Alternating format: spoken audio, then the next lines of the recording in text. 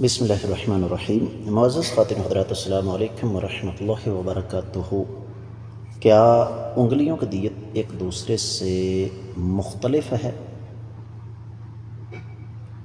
یہ ہے ہمارے حدیث کے سبق کا موضوع۔ مشکاۃ المصابیح، کتاب القصاص، باب ہے دیت کا 3494ویں حدیث کتاب میں اور 9ویں ہے باب میں۔ الفاظ حدیث مبارکہ کے کچھ یوں ہیں: وعن ابن عباس رضی اللہ تعالی عنہما قال جعل رسول اللہ صلی اللہ علیہ وسلم اصابع الیدین والرجلین سواء، رواہ ابو داود والترمذی۔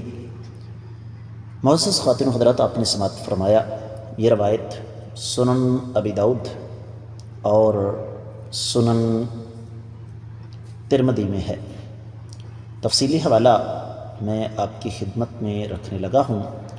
سنن ترمذی کتاب الدیات، چوتھا باب ہے انگلیوں کی دیت کا بیان، 1391ویں حدیث، اور اس سے پہلے یہ حدیث صحیح بخاری میں 6895ویں ہے مختلف الفاظ کے ساتھ، 1391 بھی ہے سنن ترمذی میں، سنن ابی داؤد میں 4558، 59، 60 اور 61، سنن نسائی میں 4852، سنن ابن ماجہ میں 2650 اور 52 اور 51۔ اور یہ حدیث سند کے اعتبار سے تمام تر شکوک و شبہات سے بالا تر ہے۔ ترجمہ کرنے لگا ہوں۔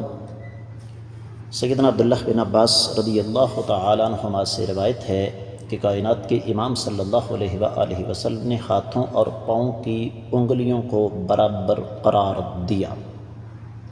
شیخ زبیر علی زئی رحمہ اللہ اس حدیث کو صحیح قرار دیتے ہیں، دیگر محدثین نے بھی اس کو صحیح قرار دیا۔ حدیث کا مفہوم بالکل واضح ہے، لیکن چونکہ ذمہ داری ہے اس لیے کچھ گزارشات آپ کی خدمت میں اس حوالے سے رکھنا چاہوں گا، اور وہ یہ کہ کائنات کے امام صلی اللہ علیہ وسلم نے اس حدیث سے مبارکہ میں تمام انگلیوں کو، چاہے وہ ہاتھ کی ہوں چاہے پاؤں کی ہوں، برابر قرار دیا۔ ہر انگلی کی دیت 10 اونٹ ہے، اور کسی انگلی کو کسی دوسری پر برتری نہیں۔ اب آپ یہ کہیں گے کہ استعمال میں تو بڑا فرق ہوتا ہے، دائیں ہاتھ کی انگلیاں بائیں ہاتھ کی انگلیوں سے مختلف ہیں۔ مختلف اس اعتبار سے کہ زیادہ تر لوگ رائٹ ہینڈر ہوتے ہیں، دائیں ہاتھ سے کام کرنے والے ہوتے ہیں، تو یہ فرق تو ہونا چاہیے، لیکن یہ ہماری عقلی موشگافیاں ہیں۔ میرا ایک سوال ہے کہ ایک آدمی دائیں ہاتھ کی اس کی انگلیاں کاٹ دی جائیں یا بائیں ہاتھ کی کاٹ دی جائیں، ظاہری طور پر ان میں کوئی فرق ہمیں نظر آئے گا؟ یقینی طور پر نہیں۔ اور اگر استعمال کی بات کی جائے تو بہت سارے کام ہیں جو بائیں ہاتھ سے کرنے والے ہوتے ہیں، اگر بائیں ہاتھ کی انگلیاں کٹ جائیں تو وہ کام نہیں ہو سکیں گے، ان پر غور و فکر کرنے کی ضرورت ہے، جس طرح کہ استنجا وغیرہ۔